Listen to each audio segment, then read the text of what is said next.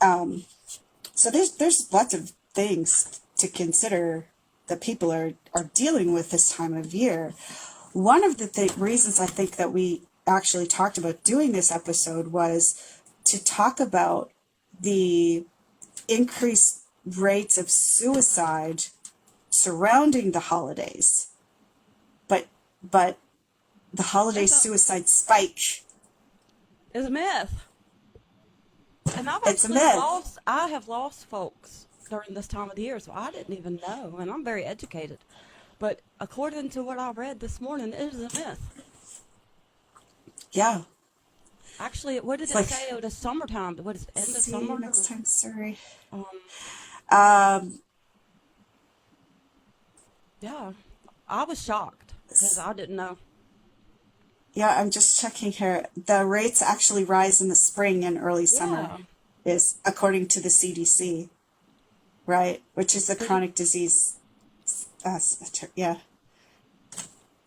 But you know how to pull up some sources, you know what I'm saying? Because I didn't know it was a myth. Yeah, and when you see something like that after you've been taught, really, because that's been an ongoing discussion for a really long time, that people take their lives more around Christmas time than any other time of year, and that is not actually true.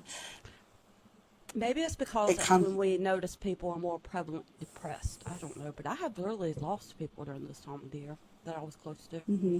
And so I just always thought in my head, like, I just guess I associated this time of the year with loss. Yeah, and that makes sense that you would. So holiday stress is real, definitely.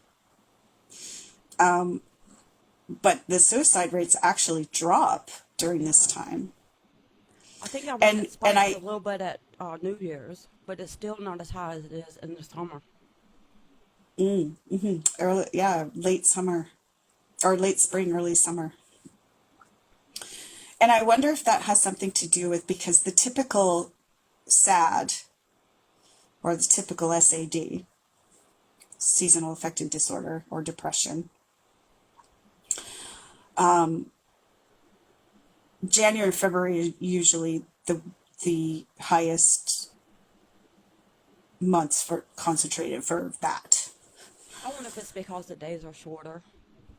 Yeah, absolutely it is. That is a factor for sure. It's the low light, the lack of sunlight, which then brings in the lack of vitamin D and an increase in that.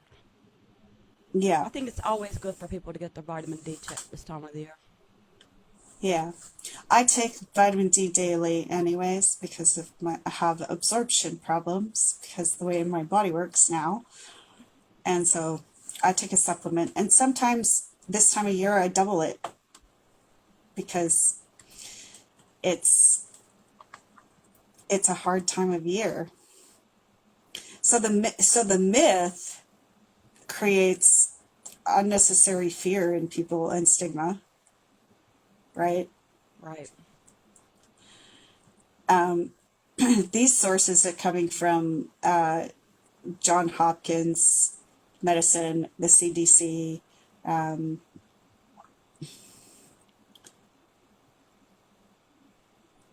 let me just see. It doesn't mean that your pain isn't real. So then we have a couple of resources here for you. And I think this is North America only. I think it pulls from the U.S., because we have the same numbers here. Yeah.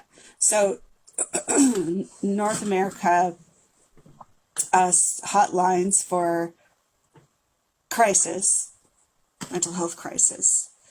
You can call or you can text 988, or you can text home to 741-741. Now, the 741-741, I'm not sure if that's here as well, but 988 is.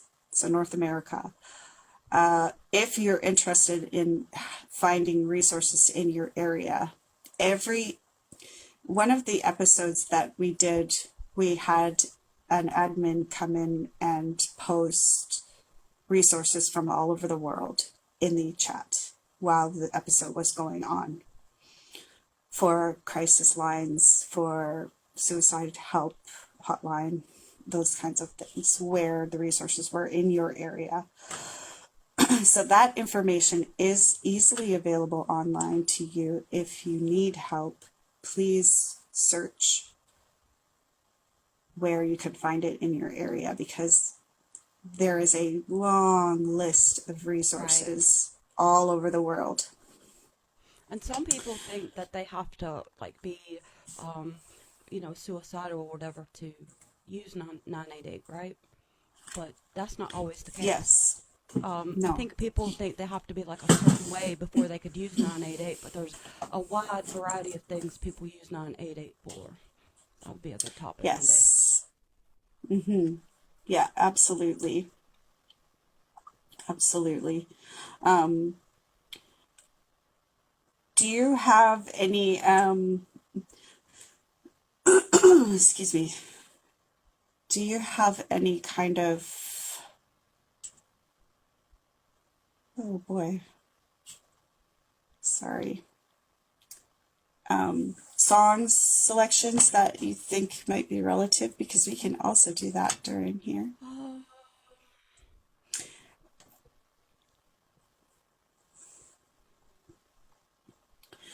That's just a quick question. So the holidays do stir up old survival type memories. It doesn't really mean that you're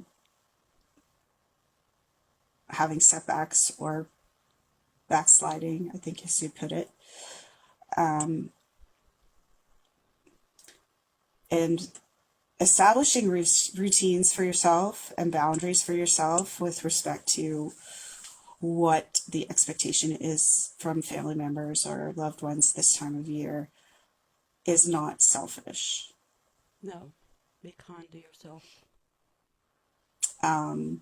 We don't get to control how other people feel or what they do, but we do get to control how we feel and what we do. And that's okay. And that's perfectly okay. It's no can be a full sentence. It doesn't need an explanation or justification. If it's something that is going to affect you in a way that hurts you, then boundaries are fine. Boundaries are good. I've been, and boundaries are to protect you, not to punish other people. And so as I've learned how to exercise boundaries, I'm reminding people, even my husband, this is to protect me and my nervous system, It's not to punish you. And the people who are supposed to be in your life, they will understand that. And they will respect them. They'll always respect them. And it's okay, and it can cause a reaction, but it's not on you. Yes, somebody else's reaction to your boundaries is not your problem. No. That's their problem. That's how they feel, and that's something that they need to work through. So if somebody's mad at you, excuse me, for making a decision to create a boundary to protect your nervous system and protect yourself, that's disrespectful, first of all.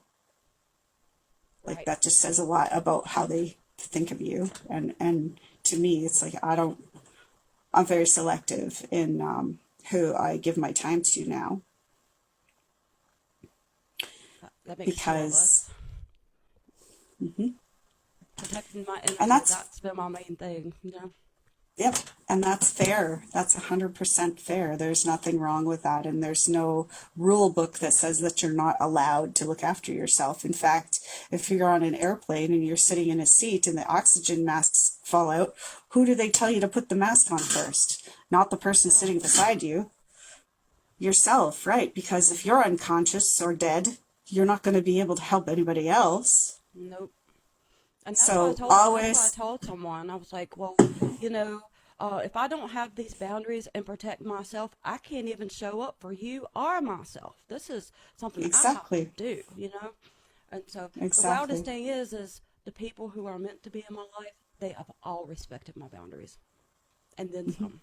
Same. So when you start setting boundaries, you learn quickly who was really supposed to be in your life. Absolutely. I have most of my friends that I have are almost lifelong, I want to say. I'm one of those people. I have a lot of root friends, we'll call them.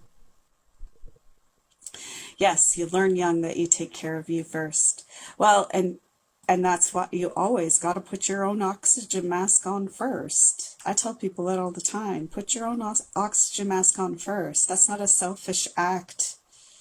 Oh boy, but when you've been taking care of everybody else for 40 something other years and then you all of a sudden learn, hey, I can't do this no more, it feels very Yeah. unnatural. You know, it's like, wow, what am I doing? It's unnatural, and and you get blowback from it a lot of Oh the yeah, times too. that could be a whole that could be a whole episode too. But you know what? Well, we got a lot of time here. But you I know got a what? whole other hour. The thing about it is like this is what I've learned. And this is probably totally off topic because I do ramble, so you won't have to reel me back in. No, it's Um, okay. this is what I've learned. You know, trauma, you know, and triggers Mm. and all the things, right? Trauma loops, right?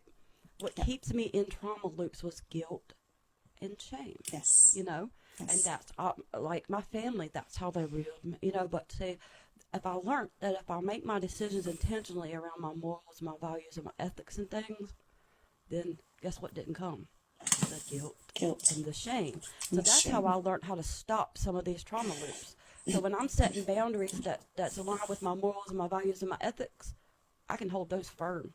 And then if people don't like them, they just don't like them. Too bad. But I didn't learn any of this in a book or even by my therapist. No. That's what's wild. A lot of things is I have learned just trial and error and just listening to my body and doing what, you know, what I thought was right. Right. And I gotta say too, like for our audience here, Jeanette is not just life experience; she's also educated in this field. So, did you learn more from your education or more from your life? Oh, Jesus, my life. I needed the education to do my work. You know what I mean? Like you need Mm. degrees to do certain jobs, right?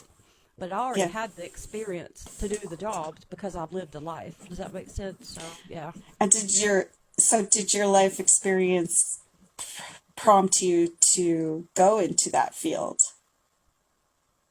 In reality, I look back and I think I chose I this know, field so do I. because it was what was expected of me because I was always good at taking care of other people.